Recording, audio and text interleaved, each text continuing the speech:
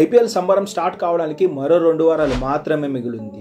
ఎంతో మంది ఫ్యాన్స్ ఆసక్తిగా ఎదురు చూస్తున్నారు. కానీ కొన్ని ఫ్రాంచైజీస్ అలాగే కొంతమంది ప్లేయర్స్ తల పట్టుకుంటున్నారు. ఎందుకంటే గాయాల బెడత. ఎంతో మంది స్టార్ ఆటగాళ్లు ఈ ఐపీఎల్ లో కొన్ని మ్యాచ్లకు దూరంగా ఉండబోతున్నారు.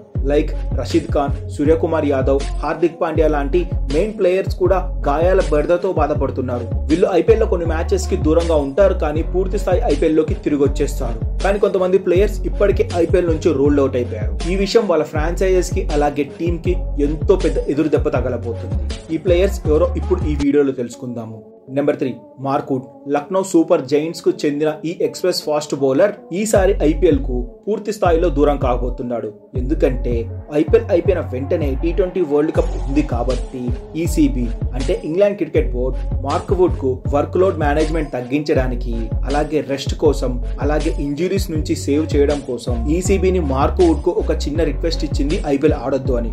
సో తమ టీం కోసం మార్క్ వుడ్ ఈసారి ఐపీఎల్ కు దూరం కాబోతున్నట్లు ప్రకటించాడు. సో మార్క్ వుడ్ ప్లేస్ లో వెస్టిండీస్ యో బౌలర్ అయిన అల్సారీ జోసెఫ్ ను లక్నో సూపర్ జైంట్స్ టీమ్ లోకి తీసుకుంది. Number 2 Devin Conway. సిఎస్కే కి చెందిన ఈ స్టార్ ఓపెనింగ్ బ్యాట్స్మెన్ తన లెఫ్ట్ థంబ్ ఇంజురీ కారణంగా 8 వీక్స్ ఐపీఎల్ నుంచి రెస్ట్ తీసుకోబోతున్నాడు. న్యూజిలాండ్ వర్సెస్ ఆస్ట్రేలియాతో జరుగుతున్న సిరీస్ లో డెవిన్ కాన్వే కు లెఫ్ట్ థంబ్ ఇంజురీ అయిపోయింది. సో 8 వీక్స్ డెవిన్ కాన్వే కు రెస్ట్ ఇవ్వాల్సిందిగా ఫిజియోలు కోరారు. సో ఈ రెస్ట్ అనేది 8 వీక్స్ మాత్రమే కాదు, ఐపీఎల్ మొత్తానికి డెవిన్ కాన్వే దూరం అవుతాడు అని న్యూజిలాండ్ బోర్డు అయితే చెబుతుంది. ఎంత ఏదైనా సిఎస్కే కు ఇది భారీ ఎదురు దెబ్బే. ఎందుకంటే గత సీజన్ లో డెవిన్ కాన్వే అలాగే రుతురాజ్ గైక్వాడ్ అద్భుతంగా ఓపెనింగ్ అందించడంతో సిఎస్కే అద్భుతమైన విజయాలు సాధించింది.